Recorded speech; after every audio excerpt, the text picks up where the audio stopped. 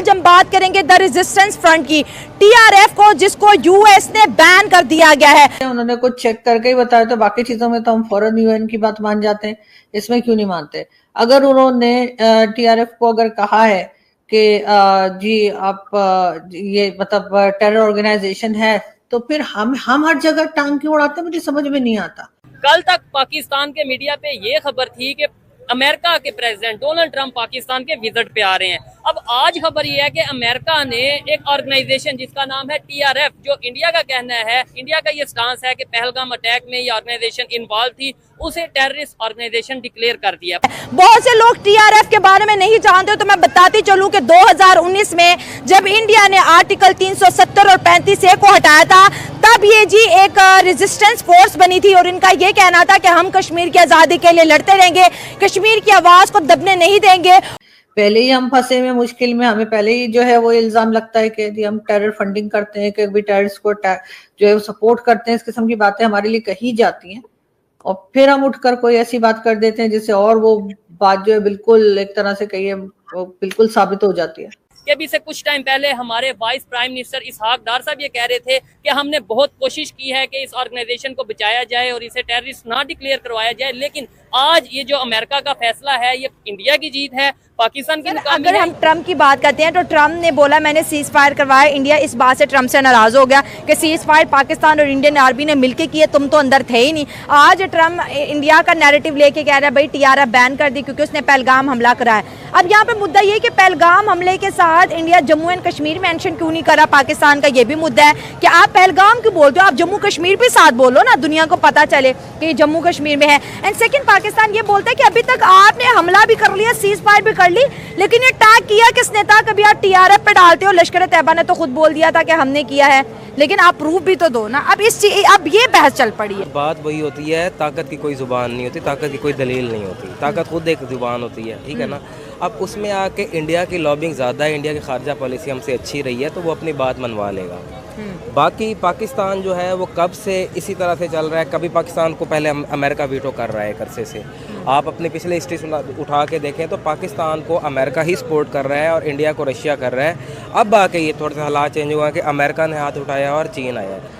तो वही वाली बात होती है कि ताकत के लिए ताकत ज़रूरी है। आप ताकतवर नहीं है तो आपको आपसे ताकतवर ज़रूर मारेगा, ये सारी दुनिया का असूल है। मतलब ताकत के सामने कोई नहीं खड़ा हो सकता, कोई नहीं खड़ा हो। ताकत सिर्फ यानी पावर से बात करती है ना। सर बहुत छोटा सा जवाब और पूरे शो का हम करक साहब के साथ एंड कर रहे हैं। सर देखिए, इंडिया और पाकिस्तान के बीच जो हेट फैल रही है, जो पॉलिटिकल इंस्टेबिलिटी है, जो ट्रस्ट इशू है वो कश्मीर को लेके, अब पहलगाम जम्मू एंड कश्मीर हो गया, इससे और ज़्यादा हालात ख़राब हो गए, अवाम के अंदर बहुत ज़्यादा नफरत और बहुत सी चीज़ें डेवलप होगी। सर अब आने वाले सालों में आपको क्या लगता है कि इंडिया और पाकिस्तान को किस तरह की पॉलिसी बनानी चाहिए, एक तो टेररिज्म को काउंटर कर सके दोनों कंट्रीज़ मिलकर, और साथ साथ जो ट्रस्ट इशूज़ हैं उसको भी जो है मिनिमाइज कर सके, और एक हेल्दी इन्वायरमेंट इंडिया और पाकिस्तान के पब्लिक को दिया जाए? उन्होंने इंडिया ने कोई लश्कर तैयबा का नाम नहीं लिया, और लश्कर तैयबा का नाम ना लेना इट मींस कि दैट डजंट एग्जिस्ट और that is not operating, that is one thing.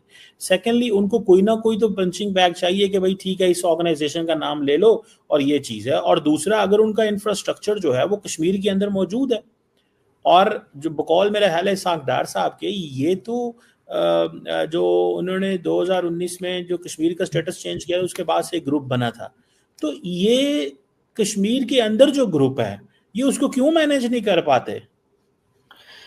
Sir हमें हमेशा ये क्यों लगता है कि अगर किसी किस्म की कोई एलिगेशन लगी है या फिर टेरर फंडिंग की या फिर टेरर ऑर्गेनाइजेशन की, तो वो भारत ने करवाया है? ये भी तो हो सकता है कि वो तमाम लोग, वो तमाम फैक्टर्स हमारे यहाँ मौजूद हों, वो तमाम गलती हमारी हो।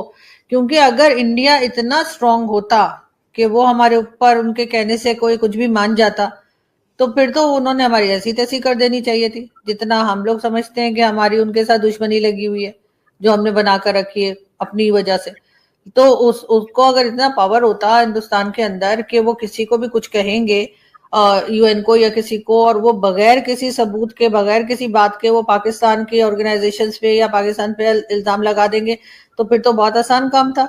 वो तो अभी तक हमें बिल्कुल जैसे कहते हैं हमारा खाता बंद कर चुके होते, लेकिन उसके बाद हमारे वो पॉइंट्स निकल भी तो आते हैं ना, हमारी वो वीकनेसेस सामने भी तो आ जाती है, हमारी गलतियां, उसका क्या करेंगे? सिर्फ भारत के कहने से थोड़ी काम हो रहा होता है। जैसे मैंने एफएटीएफ की एग्जांपल दी कि वो 27 पॉइंट्स जो थे वो भारत ने थोड़ी रखे थे, वो तो जिन्होंने FATF में डाला था उन्होंने रखे थे, और हमने इनकार नहीं किया। हमने एक चीज के लिए भी नहीं कहा कि नहीं नहीं ये तो हमारे अंदर है ही नहीं, ये 27 पॉइंट्स आप गलत बता रहे हैं। हम लग गए उसको क्लियर करने में, और फिर हमने कहा हाँ जी, बार बार स्टेटमेंट्स आती थी, हाँ जी हमने अब इतने कर लिए हैं, उतने कर लिए हैं, अब 2 रह गए, 4 रह गए, 10 रह गए, हम तो ये बताते रहे। तो सर वो लोग सिर्फ इल्जाम थोड़ी लगा रहे होते हैं, सबूत भी दे रहे होते हैं। और फिर ये जो आप कह रहे हैं ना वो डिसमेंटल हो गए ग्रुप और काम नहीं कर रहे, मुझे नहीं लगता। ये तो नाम बदल बदल के इलेक्शन तक में आ जाते हैं। खासतौर पे ये हाफिज सईद का ग्रुप तो कई बार सुनने में आया कि इलेक्शन तक लड़ गया और नाम बदल कर आ गए, फिर दोबारा से इनके ऊपर एक्शन हुआ था। और ये अकेले नहीं है, कई लोग ऐसे जो अपने ग्रुप का नाम चेंज कर देते हैं और फिर आ जाते हैं। 1947 से लेके आज तक हम आपस में नफरतें, आपस में लड़ाई, 4-5 जंगें भी कर ली हैं। कोई मकसद, कोई फायदा हासिल हुआ? इंडिया को कोई फायदा हासिल हो गया या पाकिस्तान को? कोई फायदा नहीं हुआ। देखे ना, फायदा अच्छा। नुकसान ही हुआ है। ठीक है। नुकसान देखें, बीच में फिजिकली भी नुकसान हुए, ठीक है, इकोनॉमी वाइज भी नुकसान हुए, ठीक है। सेकंड ये हम मेंटालिटी जो हमारी एक अच्छी ग्रो होनी चाहिए थी, जो एक दूसरे के लिए अच्छा ही डेवलपमेंट होनी चाहिए थी, हाँ। वो भी नहीं हुई, ठीक है। उसमें भी फर्क पड़ा है। ठीक है।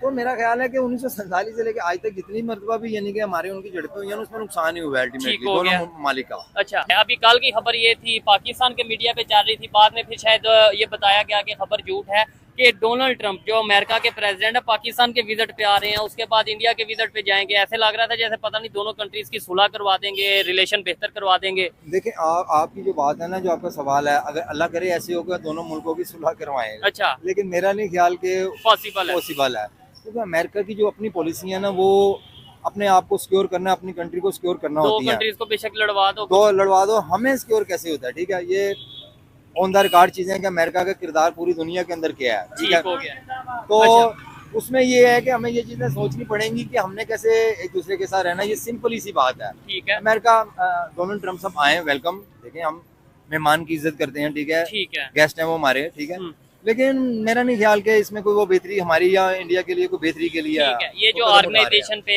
जैसे टेररिस्ट डिक्लेयर कर दिया गया, आपको लगता है कि इसकी वजह से, वैसे तो पाकिस्तान के जो वाइस प्राइम मिनिस्टर हैं इसहाक डार साहब, उनका ये कहना है कि ये तो मतलब ये है कि जम्मू कश्मीर की जो एक ऑर्गेनाइजेशन है TRF, ये पाकिस्तान का ऐसा लिंक है नहीं है, लेकिन कोशिश बहुत की गई कि भाई इसे टेररिस्ट ना डिक्लेयर किया जाए। चाइना ने बहुत कोशिश की, पाकिस्तान ने ना की, लेकिन क्या समझते हैं इसका पाकिस्तान पे कोई असर होगा या ऐसे ही है जैसे पहले बड़े बैन हो गए अभी भी? हाँ। कोई असर नहीं होगा मेरा ख्याल है। अच्छा। आपके सवाल के अंदर ही जवाब है कि कोई असर नहीं होगा। वो इसलिए कि इतना तो हम एक दूसरे को फॉलो नहीं करते, ठीक है? एक दूसरे के साथ हमारे हालात जो है इतने नॉर्मलाइज नहीं है कि अगर कोई हमारे से गलती होती है तो हम उसको खुले तरीके से माने और उसका कोई यानी कि प्लेंटी लें या उसका कोई और उसे बेहतर करने की कोशिश, ऐसा नहीं है।